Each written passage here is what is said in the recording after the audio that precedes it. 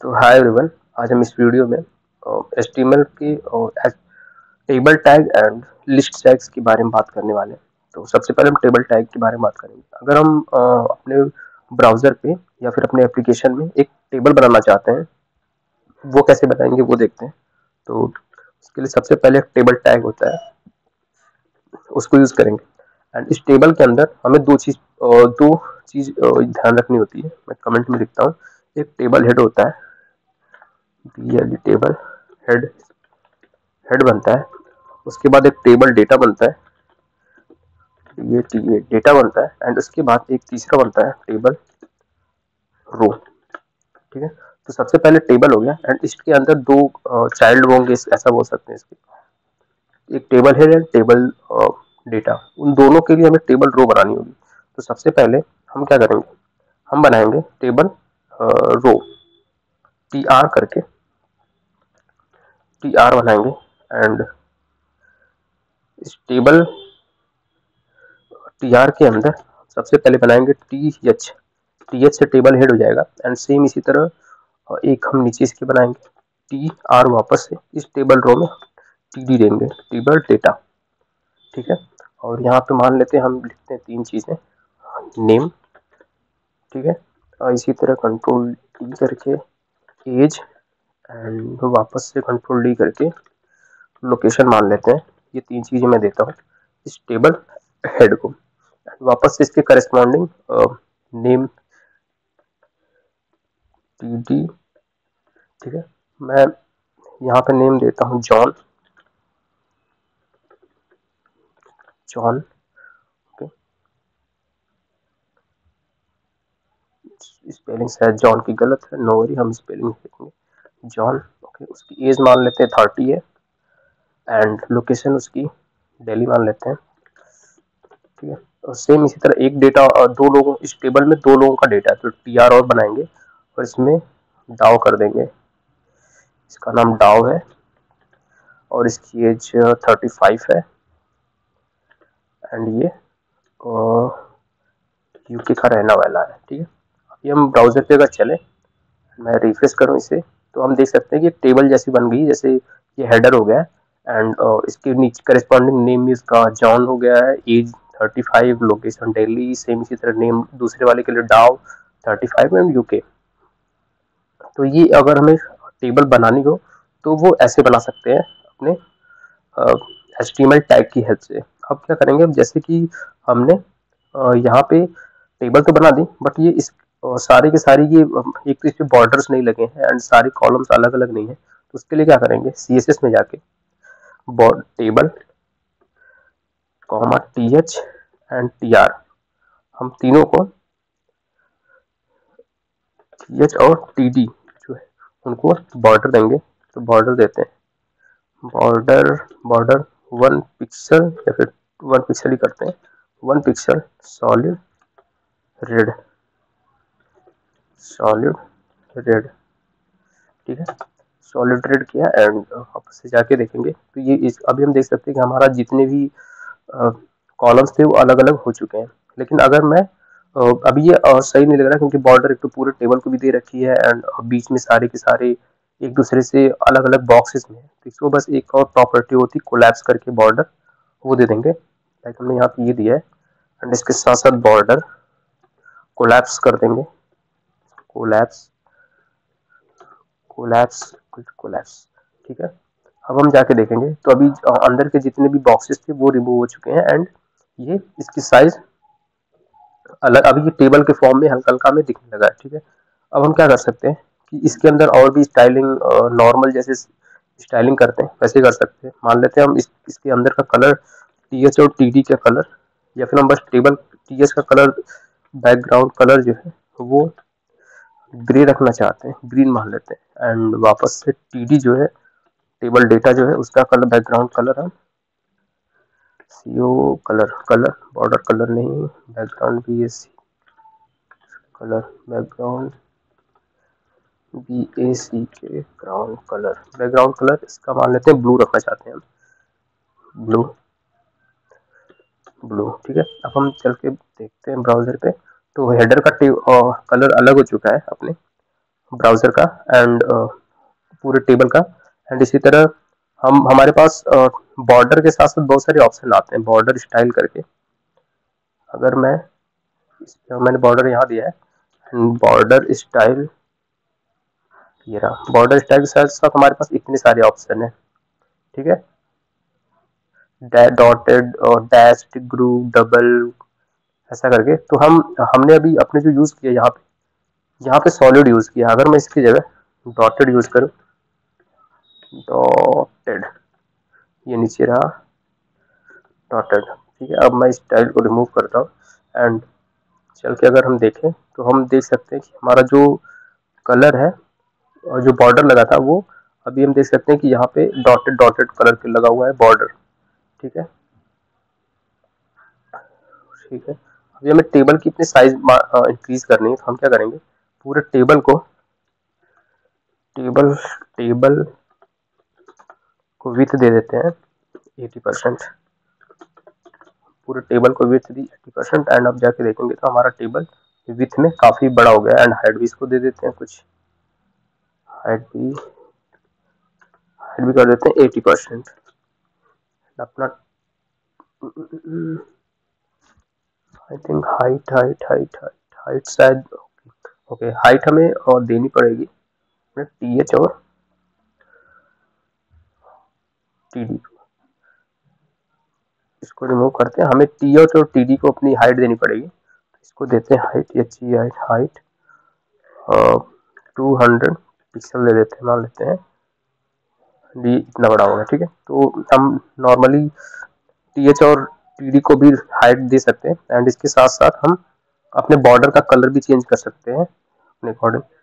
Table की size भी decide कर लेते हैं, जैसे मैंने पूरे टेबल को हाइट एंड विड्थ दे दी थी, उसी के साथ साथ हम अगर चाहते हैं कि किसी स्पेशल एक दो रो का बस TH या फिर टेबल डेटा और टेबल हाइट बढ़े, तो वो उसके अकॉर्डिंग बढ़ा सकते हैं। जैसे कभी हमने देखा कि नेम एंड इसकी साइज डिफरेंट है, बीच वाली इसकी साइज, एज की साइज जो विथ है वो डिफरेंट है, तो वो डिफरेंट इसकी विड्थ की वजह से यहाँ पे हमने परसेंटेज में दिया है एंड उसने फिर पूरे टेबल को जितने भी डेटा जितने भी हेडर है वो उसको डिक्लेयर कर लिया। मान लेते हैं मैं TH को यहाँ पे बता देता हूँ कि इसका विथ जो होगी, बीच वाले को अगर हम टारगेट करना है तो हम चलते हैं स्पेशल इस बीच वाले के TH पे, यहाँ पे है, यहाँ पे लिखा स्टाइल, ठीक है। अब यहाँ पे लिखते हैं विथ, इसको विथ देते हैं हम 70%, ठीक है। एज को वापस से जाके देखें तो किनारे किनारे की साइज 70% पूरे एरिया इसने बीच वाले ले ली एंड बाकी के दोनों किनारे किनारे वालों ने ले ली। इसी तरह हम हाइट के साथ भी चेंज कर सकते हैं, डायनेमिकली जाके उसके टैग में डायरेक्टली इनलाइन CSS देके, ठीक है। तो इसके साथ साथ हमारे पास हेडर जो है, ये जो हेडर है, हेडर हम एक तो यहाँ टेबल में कभी कभी हेडर यहाँ ऊपर रहते हैं, कभी कभी यहाँ पे आते हैं साइड में, उसका स्ट्रक्चर कुछ ऐसे बनता है। मैं इसको और कमेंट करता हूँ थोड़ी देर के लिए, ठीक है। कमेंट किया, ठीक है, मैं इसको क्लोज भी कर देता हूँ, ठीक है। यहाँ से हम एक नया टेबल बनाते हैं जिसके अंदर हम क्या करने वाले हैं कि टेबल का जो हेडर है जो ऊपर था वो साइड में आने वाला है, ठीक है। तो उसके लिए बनाएंगे हम टेबल के अंदर TR तो रहेगा ही, TR बना दिया एंड इसके अंदर बनाया पहले TH, ठीक है। TH में डाला फर्स्ट नेम, इसमें डाला हमने first name FIRST first name, ठीक है। अब इसके तुरंत बाद हम D बना देंगे, TD, कंट्रोल Z किया, कंट्रोल TD बनाया, TD में हमने डाल दिया जॉन, ठीक है। एंड वापस से कंट्रोल D किया और एक और डेटा डाल दिया, एविल डाल दिया लेते हैं, ठीक है। एंड सेम इसी तरीके का हमें 3 चाहिए, 3 बना लेते हैं एंड फर्स्ट नेम की जगह हम कर देंगे लास्ट नेम, यहाँ पर डालते हैं लास्ट नेम, ठीक है। लास्ट नेम में इसका जॉन का नाम डाउ हो जाएगा, मैक कर देते हैं, ठीक है। एंड इसमें लास्ट वाले में हम इसका एज रख लेते हैं, ठीक है। और एज में हम इसको डाल देते हैं 34 एंड इसको डाल देते हैं 23, ठीक है। अब चल के देखते हैं अगर ब्राउजर पे, तो अगर मैं रिफ्रेश करूँ तो जैसे हम देख सकते हैं हेडर जो था वो अभी यहाँ पे आ चुका, ऊपर ना जाके यहाँ पे आ चुका साइड में, एंड टेबल अब हॉरिजेंटली बन गई है, ऐसा बोल सकते हैं।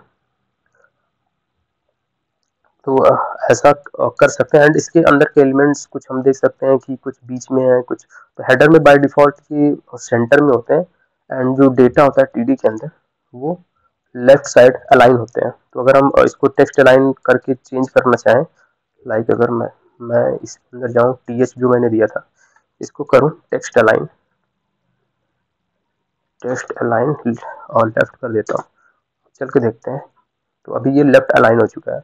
इसी तरह जैसे सेंटर बीच में था, तो अगर हम टीडी के अंदर जाके भी सेम यही कर दें कि टेक्स्ट अलाइन सेंटर कर दें, तो सारा डेटा सेंटर में आ जाएंगे। तो अगर मैं इसको हटा दूं तो सारे टीएच और टीडी दोनों के डेटा सेंटर में आ जाएंगे, ठीक है। ऐसा हमारे पास और भी चेंजेस है जो डायरेक्टली हम जैसा चाहते हैं अपनी हम जैसा भी चाहते हैं अपनी इस टेबल को बनाना या फिर दिखाना, हम वैसा दिखा सकते हैं। एक टैग होता है कैप्शन, मान लीजिए इस टेबल का कुछ भी नाम देना है, ऊपर टेबल का नाम होगा तो कैप्शन करके हमें कीवर्ड मिलता है, टैग मिलता है, वो हम इस टेबल के अंदर डालते हैं। टेबल के अंदर आए, यहाँ पे लिख दिया कैप्शन एंड इसको क्लोज किया। इसके लिए डाल देते हैं, मान लो यूजर डेटा डाल दिया डेटा, ठीक है। अगर हम फिर वापस जाके देखें तो यूजर डेटा इस टेबल के ऊपर आ गया है, तो इस टेबल का जो भी नाम होगा ये हम ना डाल सकते हैं। एंड इसको भी सीएसएस के अकॉर्डिंग अपने हिसाब से लेफ्ट या राइट कहीं पे भी चेंज कर सकते हैं, जहाँ पे भी हम चाहे, जिसकी साइज जितना चाहे वो कर सकते हैं। एंड इसी तरह एक और एट्रीब्यूट होता है हमारे टेबल के अंदर। तो जैसे मान लेते हैं कि मैं चाहता हूँ, तो फिर हमारी रिक्वायरमेंट है कि इस जो एज है, एज वाला टेबल वो दो दो कॉलम कंटेन करे, ये एज वाला कॉलम। मान लेते हैं हम पुराने वाले टेबल में ही जाते हैं एंड कमेंट करते हैं, इसको पूरा सेलेक्ट किया,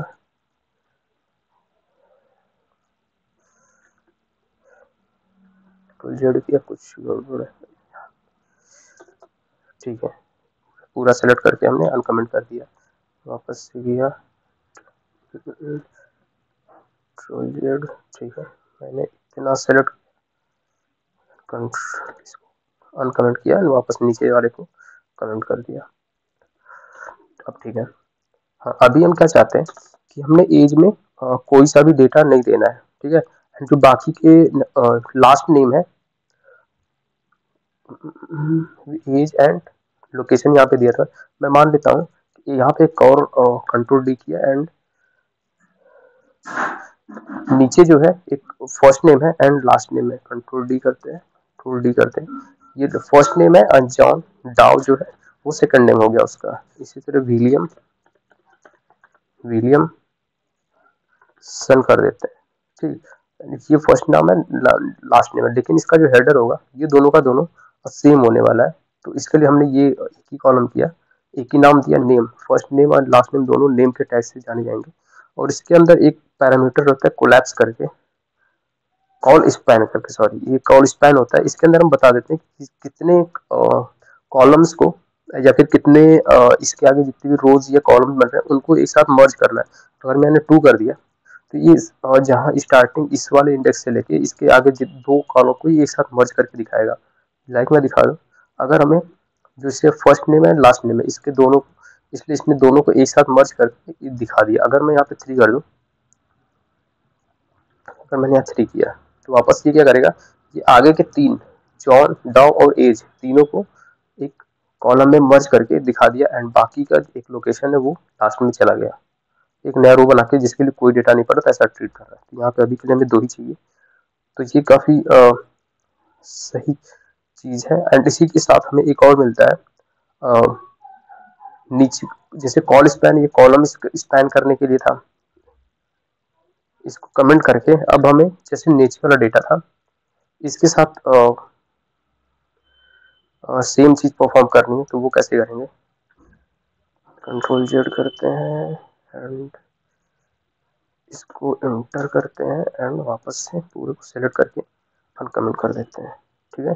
तो अभी ये जो वर्ड हमारे पास हॉरिजॉन्टल टेबल बन रही है, इसके अंदर अगर हमें सेम चीज मैप करानी हो तो कैसे करेंगे? तो जैसे हमारे पास 3 रो है एंड जो डेटा है वो एक ही है, तो हम क्या करेंगे, इस H2 में जहाँ पे लास्ट नेम लिखा है यहाँ पे रो डालेंगे, रो स्पैन होता है उसके अंदर bm2 पास कर देते हैं। ठीक है। अब क्या करेगा, लास्ट नेम को 2 को 1 के मर्ज करके दिखाएगा। जैसे ये अगर मैं लास्ट वाले को हटा दूं, इसमें से ये हटा दूं, कमेंट किया, अब जाके देखते हैं। तो अभी ये लास्ट के 2 और जहां से स्टार्ट हो रहा है उस जगह से मतलब 2 हेडर को मर्ज करके एक में कन्वर्ट कर दिया। ठीक है। तो अगर ये चीज यहाँ ना लिख के मैं स्टार्टिंग में लिख दूं Ctrl+X, यहाँ ना करके मैं फर्स्ट नेम में लिख दूं और यहाँ से बीच से हटा दो, ये वाला टेबल नहीं चाहिए मुझे एंड ये चाहिए। ठीक है। तो अब क्या करेगा, ये उन दोनों का हेडर खुद बन जाएगा एंड उसको रिमूव कर देगा। तो ये 2 एट्रीब्यूट्स काफी सही है टेबल के लिए। एंड इसके बाद हम बात टेबल में इतना ही, बाकी अब हम बात करते हैं लिस्टिंग की। लिस्टिंग, इसको कमेंट करते हैं पूरे कोड को, ओके एंड बस इसको कमेंट करते हैं। ठीक है। सबसे टॉप पे आते हैं, इसको बंद कर देते हैं, इसको भी बंद करते हैं। ठीक है, इसको भी बंद करते हैं। ठीक है। अब हम लिस्टिंग के लिए आते हैं। लिस्टिंग के लिए लिस्टिंग का मतलब है कि हमारे पास जब भी कोई लिस्ट दिखानी हो, जैसे हम नोटपैड में नोट करते हैं point number 1, point number 2, like हमने यहाँ पे लिखा फर्स्ट व्हाट टू डू, फिर second how to do, how to do. Okay, इस तरीके की हम लिस्ट बनाते हैं। तो अगर हमें ये सेम तरीके की लिस्ट अगर अपने एप्लीकेशन के लिए बनानी है, वेब एप्लीकेशन के लिए, तो उसके लिए हम HTML में टैग्स होते हैं, यूएल करके अनऑर्डर लिस्ट होता है, यल करके लिस्ट होता है। तो बेसिकली हम पहले यूएल बनाते हैं, सबसे पहले यूएल देखते हैं अनऑर्डर लिस्ट एंड इसके अंदर यल बनाते हैं, यल इंटू 5 कर लेते हैं एंड यल के साथ हमें चाहिए आइटम डॉलर कर देते हैं एंड इंटू 5 कर देते हैं, तो 5 मिल जाएगी। ठीक है। तो ऐसे करके हमारे पास 5 लिस्ट है। अगर मैं चलूँ आपको ब्राउजर पे दिखाऊँ तो हमारे पास ये लिस्ट बनी हुई है जिसके पास 5 डेटा है, item 1, item 2, item 3, item 3, item 5। ठीक है। ये 5 लिस्ट है जिसको ये तो अनऑर्डर लिस्ट है, लेकिन इसके अलावा हमारे पास लाइक हम यहाँ पे सिर्फ डॉट डॉट डॉट डॉट करके है, इसको हम रिमूव कर सकते हैं CSS की हेल्प से। लेकिन यहाँ पे अगर 1 2 3 4 5 ऐसा देना चाहे, उसके लिए होता है ऑर्डर लिस्ट, वो कर देते हैं इसको ऑर्डर। अनऑर्डर लिस्ट में कोई सा भी नंबर नहीं आएगा एंड ऑर्डर लिस्ट OL के साथ आएंगे। तो हम देख सकते हैं यहाँ पे एक नंबर आ रहा है OL 1 2 3 4 5 6। ठीक है। तो ये नंबर ऑर्डर लिस्ट की वजह से ही आ रहा है। एंड हमारे पास एक और भी होता है लिस्ट के लिए, हमारे पास एक और होता है, हम वो देखते हैं एंड ये होता है डियर। तो सबसे पहले डिफाइंड, ये होता है डिस्क्रिप्शन लिस्ट, इसके अंदर होता है DT एंड DD। DT जो टर्म का नाम बताता है एंड DD जो होता है वो डिस्क्राइब करता है। तो मान लेते हैं कि हमें चाहिए, एक ग्रुप बनाते हैं, ग्रुप किस चीज़ का, एक DT का ग्रुप बनेगा एंड DT के अंदर हम पास करेंगे आइटम आइटम स्पेस डॉलर। ठीक है। और इसके पैरेलली हमें चाहिए होगा और DD। ठीक है। DD के साथ हम पास कर देंगे डिस्क्रिप्शन डॉलर 1 2 3 के लिए एंड लास्ट में यहाँ पे हमें पैरेंथेसिस में कर्ली ब्रेसेस चाहिए, यहाँ पे भी कर्ली ब्रेसेस चाहिए एंड इसको मल्टीप्लाई कर देते हैं 5 से।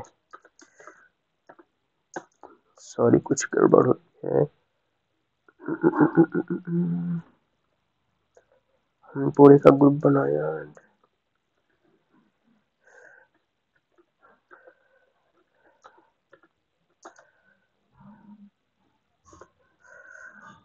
ठीक है, डिस्क्रिप्शन बन गया, ठीक है। ठीक, कुछ प्रॉब्लम हुई है, ठीक है, कोई नहीं, हम मैनुअली बना लेते हैं। सबसे पहले बनाते हैं dt। dt के अंदर हम पास करने वाले हैं कॉफी या फिर item, ITEM, item and dollar. ठीक है, ये एक हो गया। एंड इसी तरह dd के अंदर हम, सॉरी, dd के अंदर डिस्क्रिप्शन लिख देते हैं, डिस्क्रिप्शन 1। अब मैं इन दोनों को सेलेक्ट करके एक और बना लेता हूँ, यहाँ पे कर देता हूँ आइटम 2 एंड आइटम 2। ठीक है, मैं अगर अब ब्राउजर पे चल के दिखाऊं तो ये जो, और जैसे हमने कुछ हेडिंग टाइप का बनाया है और इसका डिस्क्रिप्शन इसके अंदर है, फिर इसी तरह आइटम 2 मतलब हमारी टॉपिक 2 है एंड इसके अंदर जो का डिस्क्रिप्शन है वो कुछ ऐसा, उसके थोड़ा सा आगे जैसा हम लिखते हैं अपने नोट्स में कि जो हेडिंग्स होंगी वो थोड़ा सा पहले होंगी। इसके अंदर मैं लॉरेम अगर पास कर दूं तो ज़्यादा बेटर होगा, आई थिंक लॉरेम 25 या लॉरेम 30 एंड सेम इसी तरह लॉरेम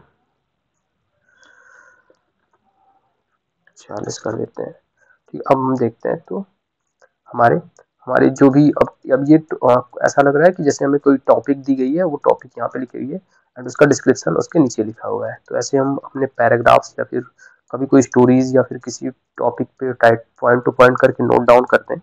ये कुछ ऐसा सा सीन यहाँ पे बन गया है। ठीक है, तो एक तो हमारे पास अनऑर्डर्ड, हमने अनऑर्डर्ड लिस्ट देख ली है। इसके साथ साथ हमारे पास इस जो अनऑर्डर्ड लिस्ट देखी थी वो देखते हैं। इस पे क्लिक किया एंड यहाँ क्लिक किया, हमें जो चेंज करना है दोनों जगह ऑल्ट क्लिक करके यहाँ पे क्लिक किया एंड जो अनऑर्डर्ड लिस्ट बना दिया। अब हम क्या कर सकते हैं, इसके अंदर ये जो यहाँ पे डॉट डॉट डॉट, इसको हम चेंज कर सकते हैं, इसकी स्टाइलिंग चेंज कर सकते हैं। थोड़ा सा जूम आउट करके आपको दिखाऊंगा। अभी के लिए यहाँ पे सर्कल है, तो हम इसके अंदर स्टाइल चेंज करते हैं। VS कोड पे चलते हैं एंड यहाँ पे लगाते हैं स्टाइल, इनलाइन CSS लगा रहा हूँ मैं एंड यहाँ पे लिस्ट स्टाइल, चलो हुआ LI लिस्ट स्टाइल।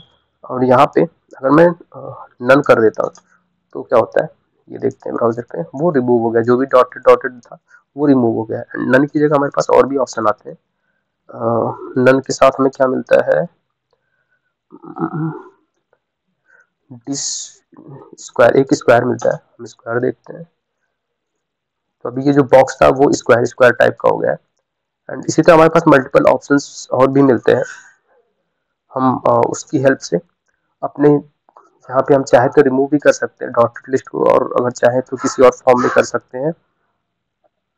सर्कल में वो बाय डिफॉल्ट होता है, अगर हम सर्कल में वो के अलावा कुछ और भी चाहिए या फिर इसका कलर चेंज करना है तो हम डायरेक्ट CSS से कर सकते हैं। ठीक है, तो हमने ऑर्डर्ड लिस्ट देख ली थी। अब हम क्या करते हैं कि ऑर्डर्ड लिस्ट के बारे में थोड़ा सा समझने की कोशिश करते हैं। तो अब चलते हैं हम यहाँ पे एंड Ctrl Z कर लेते हैं। पहले मेरा ये ऑर्डर लिस्ट ही था, Ctrl Z किया।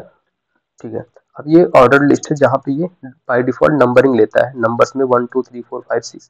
ठीक है, अब हम लेकिन हम चाहते हैं कि इसका जो टाइप हो वो कैसा हो, और अल्फाबेटिकली हो। इसके अंदर आएंगे, हम एक टाइप पास करते हैं, टाइप ये रहा। टाइप को हम क्या क्या दे सकते हैं, ये 1 दे सकते हैं, मतलब 1 बाय डिफॉल्ट नंबरिंग लेता ही है। एंड इसके साथ हम दे सकते हैं एक कैपिटल ले देंगे तो ये A to Z की तरफ बढ़ेगा, ABCDEF। ठीक, एंड सेम इसी तरह स्मॉल ले देंगे तो स्मॉल AB पिक करेगा। अगर हम चाहते हैं रोमन नंबर मिले तो इसका भी ऑप्शन है हमारे पास। रोमन नंबर के लिए I देते हैं। ठीक है, देखते हैं कि 1 2 3 4 रोमन नंबर में ये लिखने लगेगा। ठीक है, तो ये ऑर्डर लिस्ट कुछ ऐसे काम करती है। ठीक है, एंड अगर सेम चीज अगर हमें नेस्टेड फॉर्म में लिस्ट के अंदर लिस्ट का भी सीन कभी कभी होता है, तो उसके लिए हम क्या करते हैं, वही एक तो हम इसको हम शॉर्टकट से बनाते हैं। ऑर्डर लिस्ट के अंदर हमें चाहिए, ये चाहिए हमें 2 लिस्ट चाहिए, ठीक है, हैशटैग 2 कर दिया, 2 लिस्ट। और फिर इन दोनों लिस्ट के अंदर हमें चाहिए दूसरी वाली लिस्ट के अंदर मान लेते हैं हमें चाहिए एक अनऑर्डर्ड लिस्ट, ठीक है, इसके अंदर चाहिए हमें li 5 ऐस्ट्रिक 5, ठीक है, इंटर किया। अब हम देख सकते हैं कि सबके अंदर डेटा भी हम पास करते हैं, ठीक है। तो ये जो li बनाया मैंने लास्ट वाला, इन सबके अंदर हमें चाहिए होगा कर्ली ब्रेसेस के अंदर देंगे आइटम डॉलर लास्ट में 5 चाहिए हमें, ठीक है। तभी सबके अंदर एक नेस्टेड फॉर्म में डेटा आ गया। एंड जो एक अभी हम देख सकते हैं कि हमारे पास एक लिस्ट थी जो जिसके अंदर ये सारी लिस्ट है, लेकिन हमें एक काम करते हैं, ये जो लिस्ट बनी है ऑर्डर लिस्ट के अंदर, इसके अंदर एक और लिस्ट बनाते हैं। तो यहाँ पे डायरेक्ट लिस्ट बना दिया एंड इसके पेरेंट आइटम लिख दिया, इसका नाम आइटम, पेरेंट आइटम, ठीक है। तो अब हम देखते हैं कि एक लिस्ट है जिसके अंदर ये पेरेंट आइटम है, इसके अंदर नेस्टेड फॉर्म में एक और लिस्ट है। इस लिस्ट का भी नाम रख देते हैं सेकंड पेरेंट, ठीक है, सेकंड पेरेंट। अब ये क्लियर हो रहा होगा, पेरेंट ये लाइन जो 1 पॉइंट है इसका, इसके पास कोई नेस्टेड आइटम नहीं था, लेकिन सेकंड पेरेंट जो इसके नेस्टेड आइटम 1 से लेके 5 तक के हैं। एंड सेम इसी तरह थर्ड पॉइंट पे जाए तो यहाँ पे भी हम एक दे देते हैं थर्ड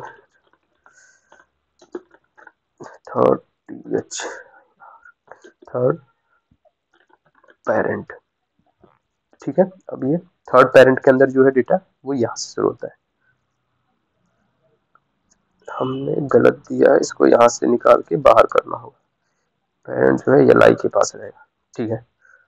हम देख सकते हैं थर्ड पेरेंट के नेस्टेड डेटा में ये सारे पड़े हुए हैं। तो अनऑर्डर लिस्ट कुछ इस तरीके से काम करती है, ऑर्डर लिस्ट भी ऐसे ही काम करती है।